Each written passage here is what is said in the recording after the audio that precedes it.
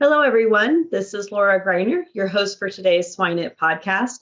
And with me today, I have a trio of individuals. I have Drs. Dean Boyd, who is a nutrition consultant, Kathryn Price, who works with Cargill as a swine nutritionist and nutrition analyst supervisor, and Ken Mooney, who is also a Cargill swine nutritionist. So welcome, everyone, to today's podcast.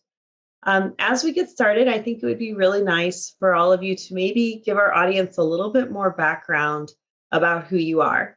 So, Dean, you're first on my list, so we'll have Dr. Dean Boyd start. Oh, thank you, Laura. I retired from the 𝘗𝘪𝘨 company, Triumph Foods Group. I've been in academia and industry for more than 40 years, and I presently consult for several groups that I really enjoy working with. So wonderful. We're glad to have you on today. Dr. Kathryn Price, we'll go with you next. Thank you for having me today, Laura. I'm Dr. Kathryn Price. I have been with Cargill for just over 10 years. I am a swine nutritionist with the company. I work with both international and domestic customers. And recently I have transitioned to a new role where I manage our nutrition analyst team, or our team that really is responsible for our day-to-day connecting with customers, diet strategy, nutrient understanding, and nutrient utilization in diets. Perfect. Thank you, Kathryn. And lastly, we have Dr. Ken Mooney. Yes, thanks, Laura. I'm Dr. Ken Mooney. I've been in the industry for about 26 years, 3 years at Continental Grain and 23 years in Cargill, and located in North Carolina. Wonderful. Well, I'm glad to have you all on today. As we were talking before we started the podcast, the topic that we're going to really dive into today is around E. coli challenges in the nursery. And I think this is a really timely topic. We've heard certainly even last fall during the McKean conference of challenges with E. coli in the nurseries and what people are trying to do to circumvent those issues. So I think we'll just kind of start at the big 5,000-foot view, and then we'll dig down into it. So what are you all seeing this year? How have we progressed in terms of our management with E. coli? Laura, I'll take a shot, and a 5,000-foot view is the shot I'll take, and probably this is where my age pays off.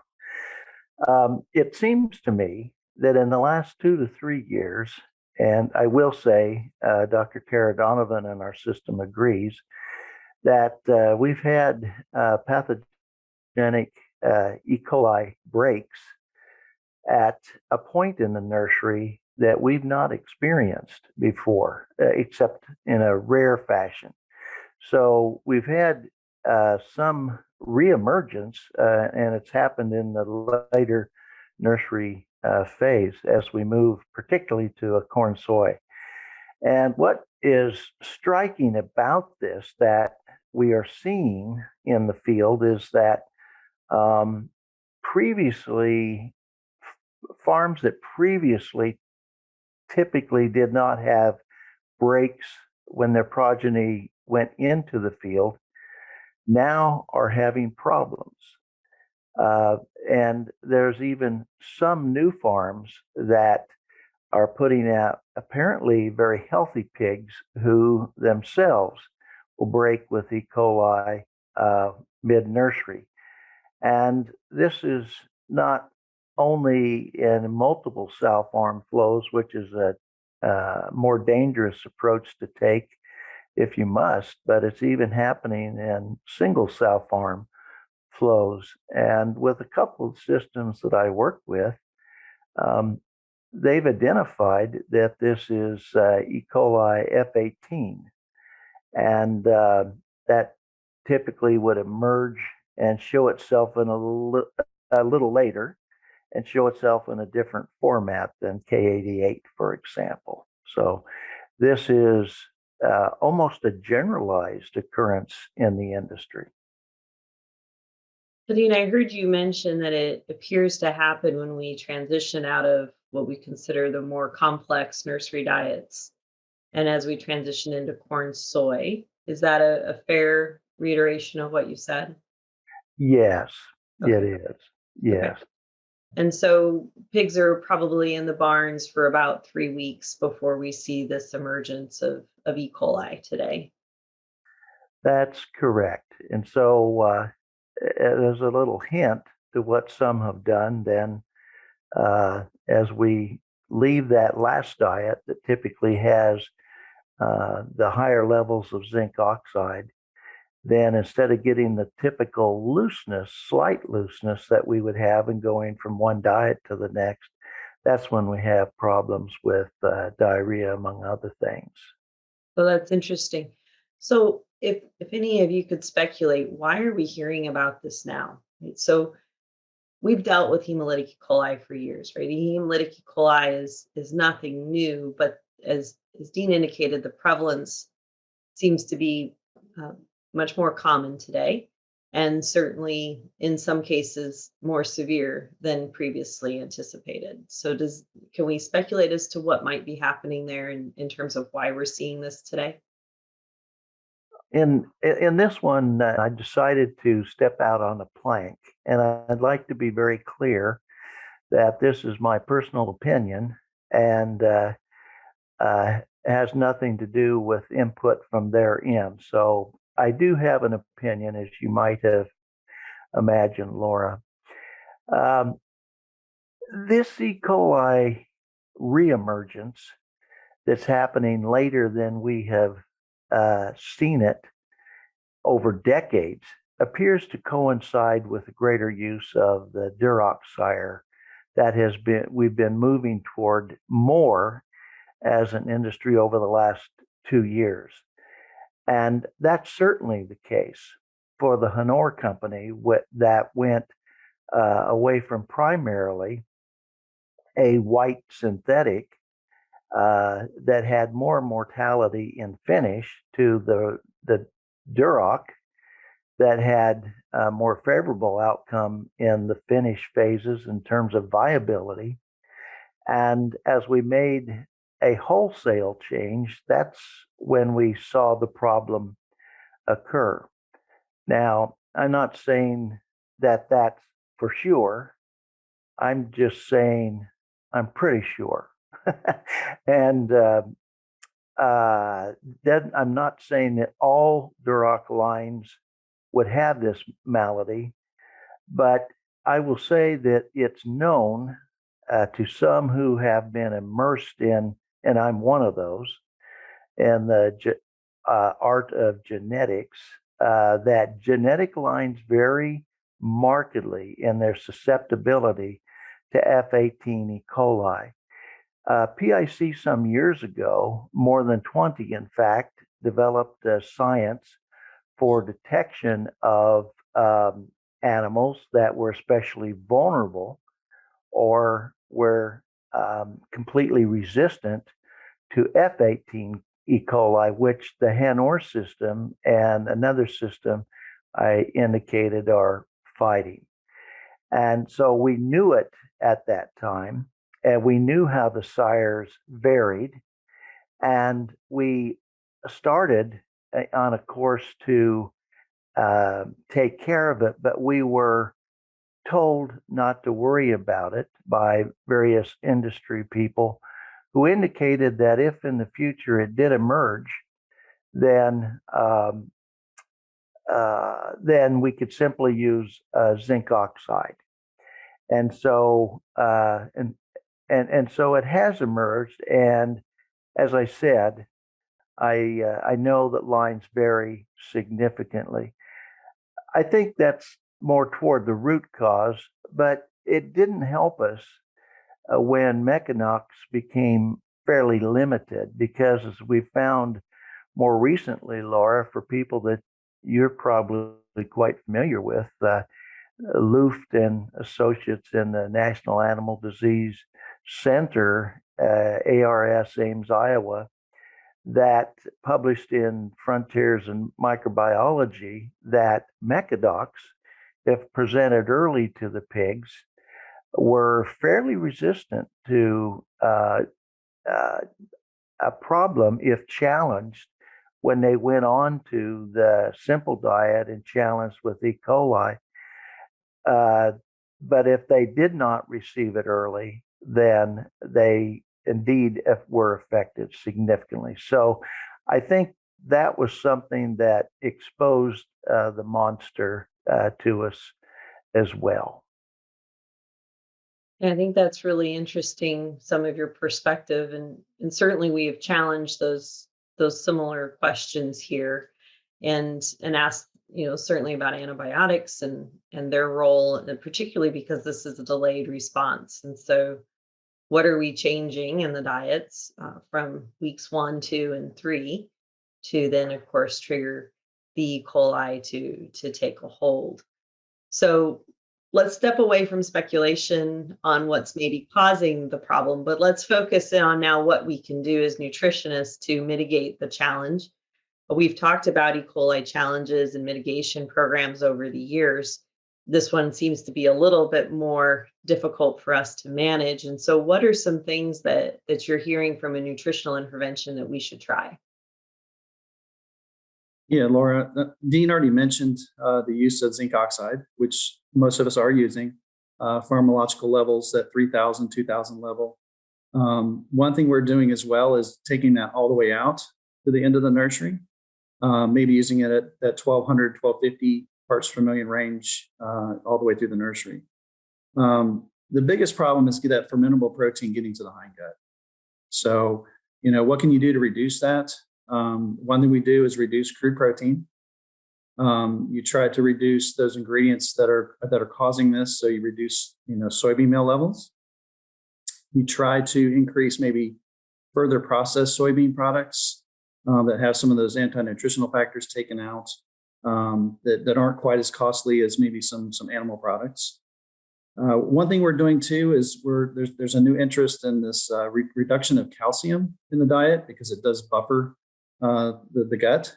And so my customer with the largest problem, we have reduced the level of calcium, and we have also increased the amount of organic acids in the diet, as well as maybe trying to acidify the water to try to get that acidification back up in the gut to keep those pathogens down. And I think, Ken, if we continue to add on to that, there would be, don't forget fiber and what we're learning with fiber and what it can do. Different fiber types can help stimulate and help the gut mature. But then if you look at a more fermentable fiber source, they can actually help in the help with the ideal gut microbiota profile, right? So help us limit those bad bacteria and help those good bacteria flourish. Another simple one that if there's not a system today that's superdosing phytase, you should be, right? And so we know that the more phytate that we can have released, we've seen reductions in scours, and not to mention the improvements in performance we can get by just simply superdosing phytase in our diets. And Ken, I know you have some experience too. If you look at that last phase diet, do you feed it as a whole big chunk from 25 to 50 or so? Or as systems evolve and we start to have more health challenges or see E. coli popping up, I think us as nutritionists have to rethink that new nursery program. Is it a 3-phase? Is it a 4-phase? How do we split our phases? What does that look like? And how do we help that more disease susceptible animal transition smoother and easier to get them out of the nursery? Yeah, you're correct, Kathryn, especially as Dean alluded to, it's breaking later on in the nursery. And so what I've done is taken that last diet and maybe started a split diet at maybe 20 to 22 pounds to maybe 35, and then from 35 to whatever their finishing weight is in the nursery. And that does seem to help alleviate that a little bit. The other thing too is also like from the European standpoint, the very first diet where we do have E. coli issues, even starting earlier, I do lower the SID lysine, so maybe 0.1 to 0.15 percentage points, so quite a bit, to get that gut set up, get that pig eating, so that the bacteria doesn't have a chance to take over. And from this one customer, what we've ended up doing is lowering the SID lysine almost all the way through because it's very severe, and that has helped tremendously. Yes, there's a little bit of decrease in gain, but nothing compared to the profitability of losing those pigs. So we try to keep them alive and to get some compensatory gain, perhaps. Yes, you all brought up some really interesting ideas and some things I'm going to bounce back and forth on here. So, Ken, I'm going to start with you. You mentioned adding in organic acids and acidifying the water, and there are a lot of different organic acids out there. There are a lot of different water acidifiers. Are you talking something as simple as putting citric acid in the water and using a general organic acid mix, or are there specific organic acids that you're targeting? Yes, in our case, since I am working for 𝘗𝘮, we do use our proprietary acidifier in the feed, but we are just using citric acid through the water as well. One thing we've done too is we've told them to make sure that you clean your water lines. It's very often overlooked. There could be pathogens sitting behind that nipple. Go ahead and clean it out. Maybe run a little bit through as the pigs are going, just to make sure that that's clean too, because you're just recontaminating the pigs. That's a really good point. The other one that caught my attention was the zinc. So you're leaving zinc levels up to the end of the nursery, you said, to about 1,200 parts per million. And we know that if we take that too high, we can see lameness into the finisher. So have you monitored that and made sure that, I mean, we would believe that's an acceptable level, but just want to make sure we validated that we're not picking up anything in the finisher. Yes, and that's one reason I also position the splitting of that diet. So for maybe 20 to 35 pounds, we do it at 1250 and then reduce it, but not back to just regular levels. It could be elevated a little bit, but not quite as high all the way to 50 pounds. And we've been successful not seeing any lameness in the finishing with that. Perfect. And there have been a number of systems, Laura, that have done that at 12 to 1500 and split it, and have been very successful. The cases that have been ugly have used higher levels, and that's where they've had problems. Yes, I'm familiar with some of those cases, unfortunately, and so that's why I want to make sure we have our cautionary label out there, right? Is that like most things, too much of a good thing can be bad. So just reminding people that yes, we know zinc's effective, but be careful, because on the back end of that, we could come into the complications. Kathryn, you had thrown out fiber, and I think fiber is an interesting one. Again, you said not all fiber is similar. So can you help the audience kind of understand a little bit better as to what fibers you think are more beneficial to that piglet early on? Yeah, for sure. So it's an area that we've been focusing on in many in the industry, but an area that 𝘗𝘮 has been focusing on is the fibers, and you have structural or you have some fermentable fibers, and what is that role they have in performance and in the gut, and how do you evaluate the ingredients for these components? And so if we look at a more structural type of carbohydrate, they are not enzymatically digested or fermented. And so they're able to give a mechanical stimulation to the gut. And so it'd be something like a rice hulls or a wheat bran that you could add in to the diet. And we would like to see these early on in the nursery period, just after weaning, to help with that gut stimulation. And then as we transition to a little bit older animal, you start to look more at these fermentable fiber sources. And so those would be like a beet pulp or a soy hulls.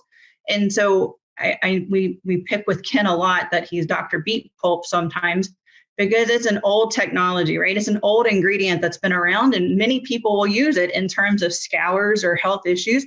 And this probably helps explain why, right? It is contributing to that fermentable fiber function or fraction in the diet. And so it helps improve intake. It's going to help improve the stool consistency and condition. And so that's where we've started to look at these fibers and really try to understand them and the roles they play in early and late nursery. And this can continue right out to the end of the nursery and even maybe into growth in. And that's an area we'll continue to work on. But right now, that's what we'll look at, is if we have a E.coli source or scours, we might see us use a beet pulp or some soy hulls to bring into the diet to help with this fermentable piece.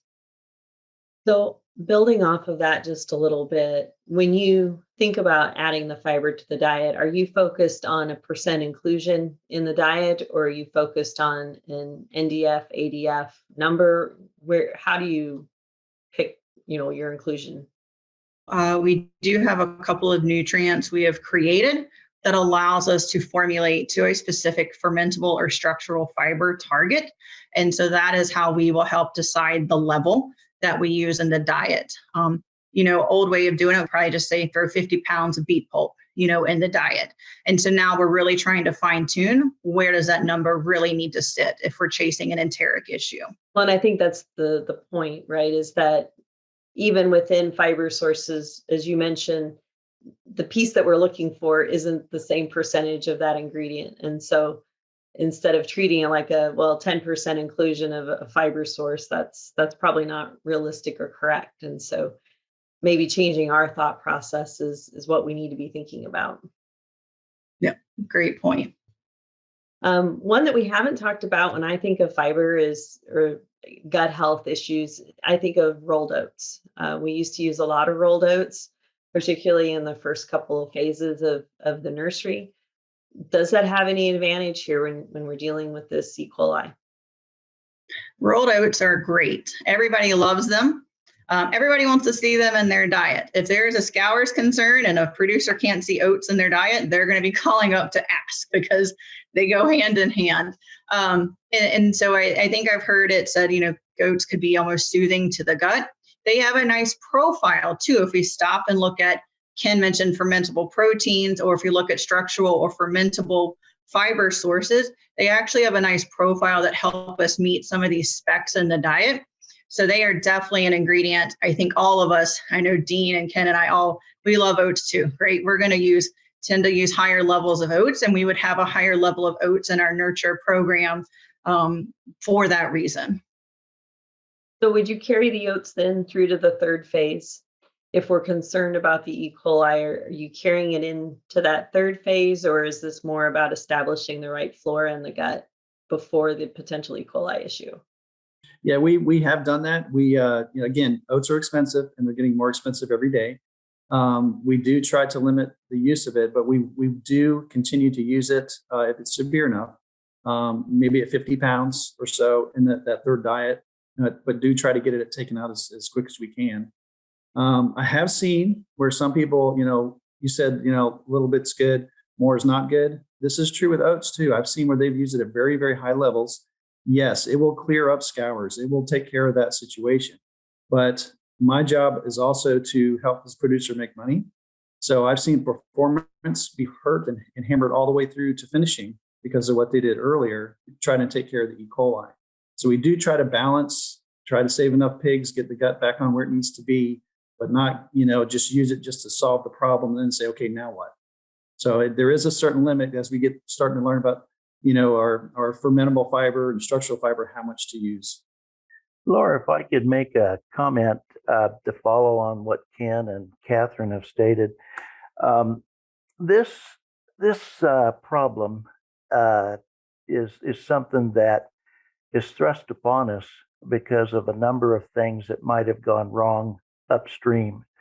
And we all know that about 65% of how the pigs do downstream depends on the sow farm that they came from. And so we're hoping that everything is being done at the sow farm to limit the amount of E. coli seeding of the pigs. Sometimes that is being done well, sometimes it's not being done well enough.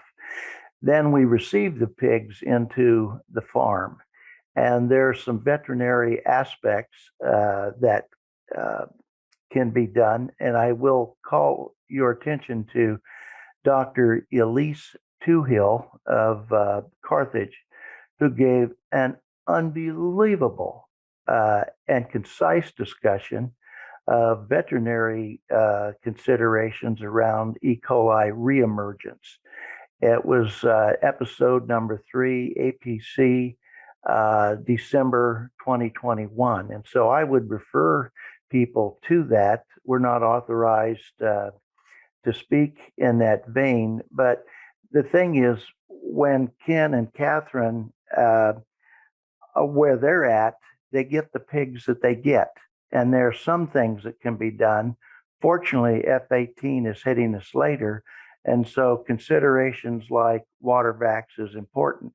But then on to the type of diets, you have to structure those diets as Kathryn and Ken have indicated. But, you can make, as Kathryn and I were talking about last night, you can make the greatest diet on paper, but the pigs have to get it.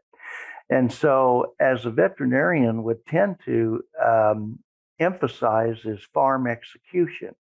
And so the pigs need to get the first diet in the amount that it's supposed to be gotten at. That's the most important diet that they will ever receive outside of mom. The next most important diet they get is a second diet in the nursery. And so those have to be executed on. What do we do in the field to rob ourselves of that?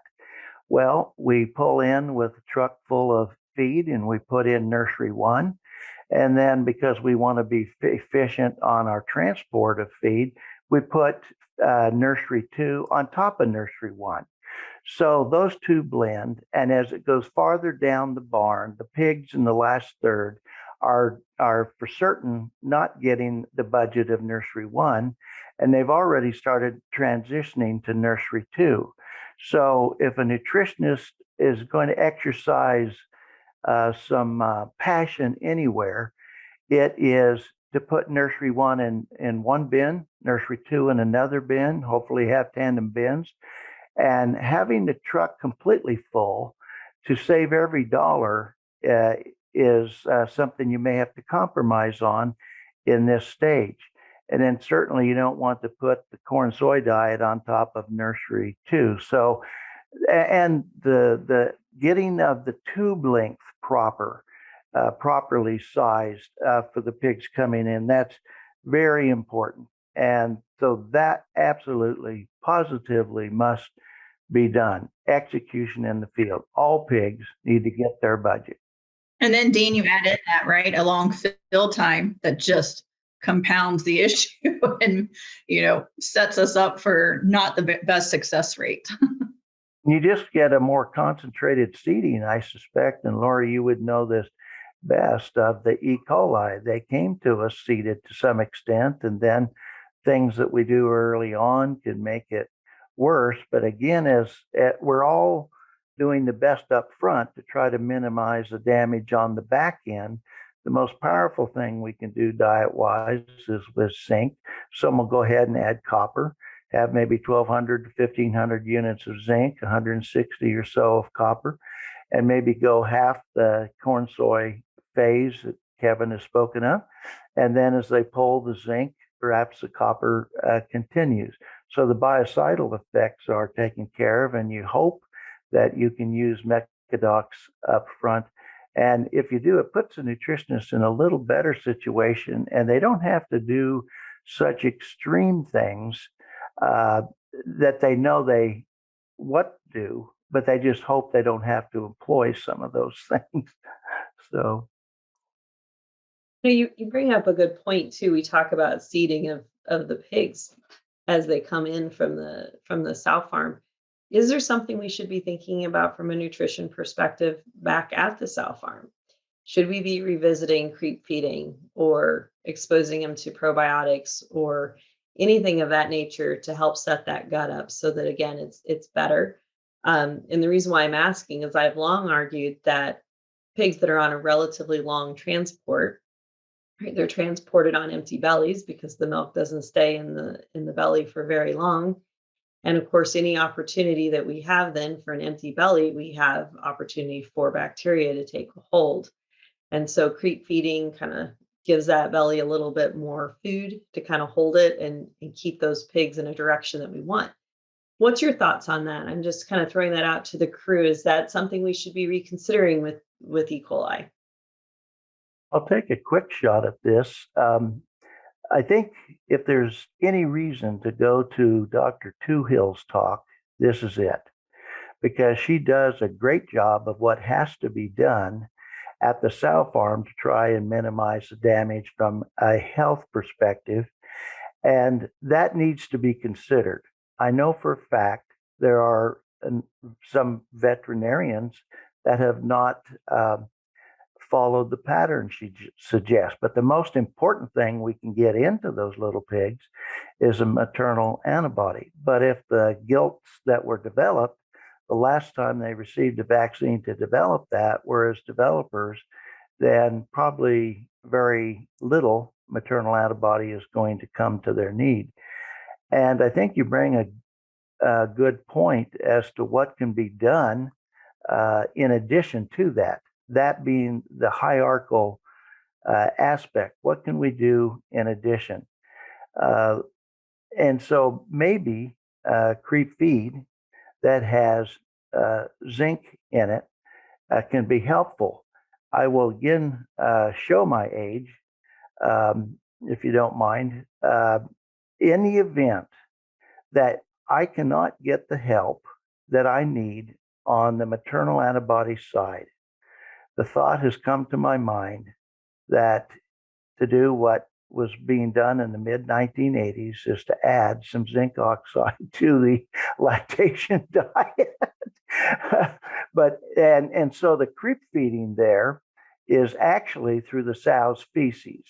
And so one might do creep feeding, or one might be holistic almost and allow the sow to creep feed. So that's kind of extreme. But the fears about whether that's problematic have been dealt with long ago by Gretchen Hill, Elwin Miller, etc. 800 ppms is nothing. I'd like not to do that, but it's something I would consider if I can't get the maternal antibody help that I need. So this is an independent view. So I think we've hit some really good topics here, and I know we probably could talk for easily another half hour to an hour and go through additional discussions around different ingredients, and as well as how we alter that environment to get those pigs eating quicker once they are in the nursery. But we are kind of running out of time, so I would like to wrap up the discussion with each of you giving a few key points as to what you think would be valuable. I'll take a shot if you like.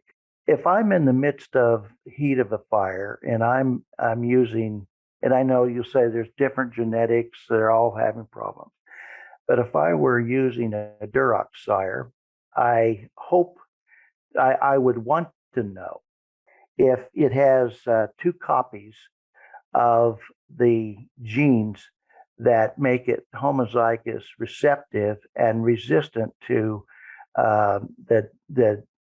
it's F18, it's DR2 SNP, basically. I would like to know that about the boars that are in my stud. And I would like to know how that fits with the sows, because as they match with the sows, then that's the population of pigs I get. I would like to know from my veterinarians what will be done at the sow farm and what will be done as the pigs hit land out in the wild. And then, as we've indicated, we want to compose those diets with real profession, but we want to make certain that the diets are gotten by all of the pigs. If you cut a 4-pound budget of the first diet down to 2, plan on losing pigs. We had to prove that in our system to get it so a truck didn't come out with 24 tons of feed. The first truck many times isn't a complete truckload, and that's fine, because if we do, we kill pigs. And then there comes a moment where after everything we've done, they'll be cautious, but it's a fairly harsh thing that we're going to get if we don't have the upfront stuff done right, which hopefully would include mechadogs where it can be used. So, Ken, do you have anything to add? Yeah, on top of that, so if I have a customer that calls and says, I'm starting to break, that very day, right then and there, over the phone, there's 3 things we can do without bringing any products or anything in, and that is to lower the calcium, to help bring up the acidification, split that diet up into 2 diets. We can do that over the phone, get that going, and as well as lowering the lysine in the diet, SID lysine. Those can all be done over the phone at right then and there without bringing in products, to get it started at least. And I kind of call that the temporary hold, if you will, until we can figure out exactly what we need to do. But you need to start as quick as you can. Thank you. And Kathryn? Yeah, I would echo what Ken and Dean have said, and would say our job as nutritionalists is to be nimble and quick. We've got to be ready for a plan, like Ken said, when that call comes. But nutrition can only take us so far. So we've got to work with the vet community, the producers, to see what else might be triggering it or exacerbating it, because it's not going to be the only answer that we have. We can do a lot of great things with nutrition. We've talked about them today, but we'll need help from the whole system to make sure we tackle this issue. I could add one more thing. Would that be okay?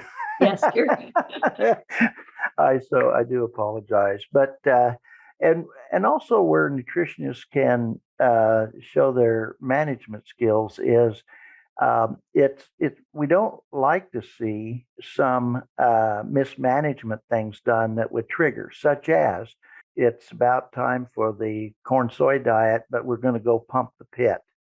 Pumping the pit is going to drop the temperature in the barn. It's a heck of a trigger for a problem.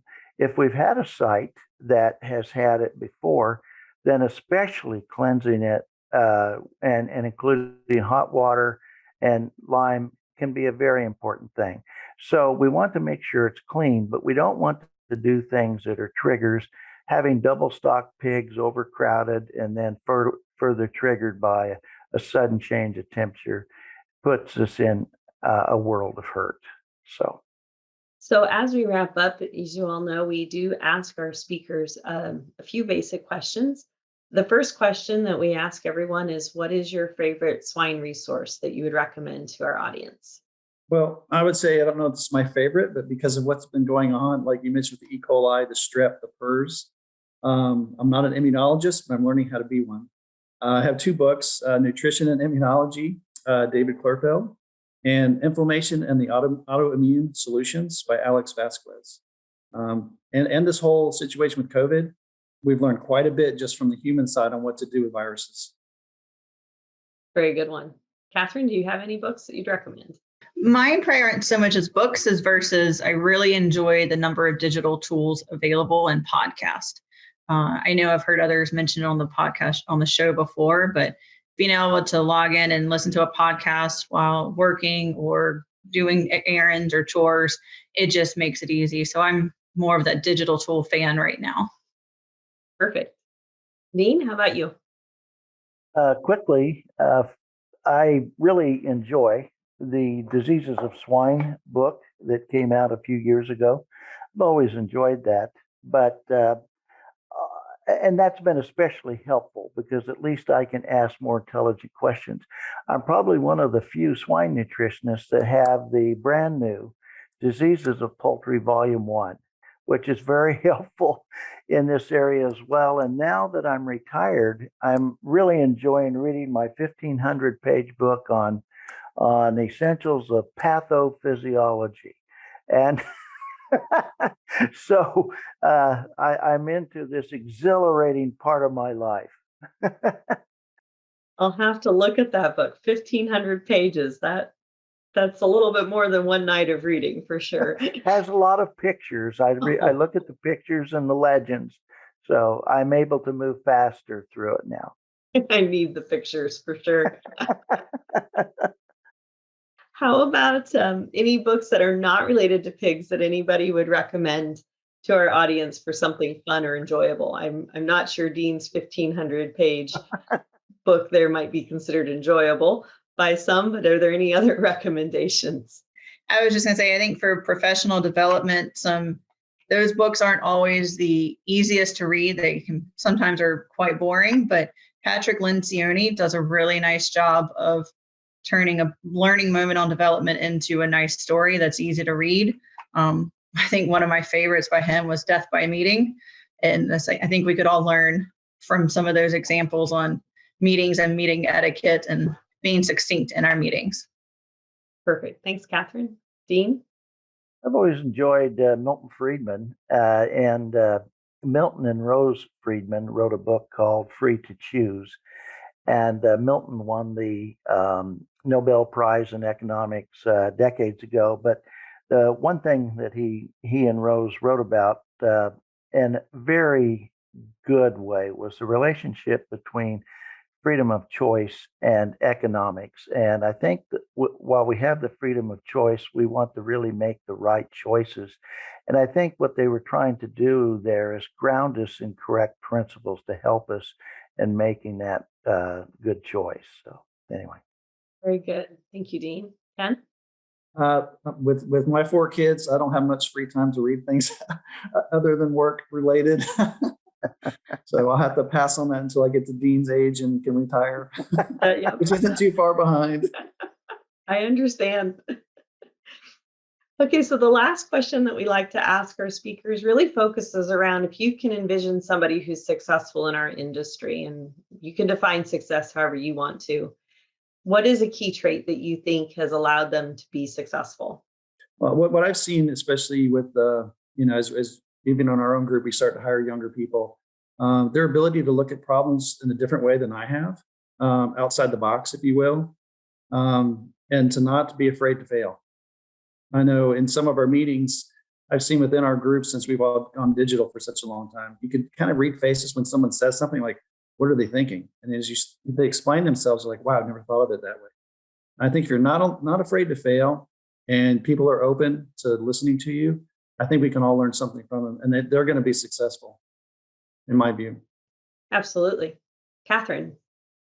I enjoy watching and learning from those that pretty much like continue to bring solutions or innovations and ideas that really think critically, those go-getters that are going to bring it out front and not afraid to speak it up and say something.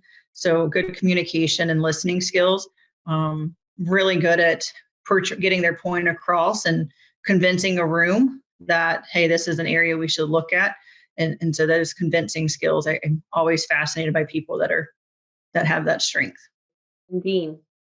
In terms of successful, I'm not thinking so much as successful in terms of wealth. It could be someone in business. It could be someone who's a school principal. It could be someone who is into human architecture and homeschooling children and developing them. But I like to see someone who is learned through the school of hard knocks, etc., but also is wise, because the axiom is that when one is learned, they think they are wise. And I think we need to try to have a good balance between learning and wisdom, and then have a passion for pursuing truth, but they have to be not hold on to biases. And when an idea simply isn't principled, you have to drop it quickly. And so those are some things that strike me, but especially the importance of team and using team members, listening to them, turning loose their capabilities, and hiring ones that are smarter than you. If you're in business, they've always got to be smarter. You just hope they aren't rude to you. And that's important. Perfect. Well, thank you all again for your insight today. It's been a pleasure visiting with all of you, and I look forward to hearing more about our progress as we work through this challenge of E. coli. So again, for our audience, we had Drs. Dean Boyd, Kathryn Price, and Ken Mooney on today. So thank you all again for your time. Thank you, Laura. Thank you. Imagine if, with a few key concepts, you could have the potential to create a massive positive impact by bringing from hundreds of thousands to millions of dollars for swine producers. Join us on this small group and go to the next level of swine nutrition on this 7-week-long elite online training in applied swine nutrition and feeding by myself and my world-class invited speakers. Additionally, you enjoy an exclusive community to exchange ideas. Go now to www.eliteswinenutritionist.com.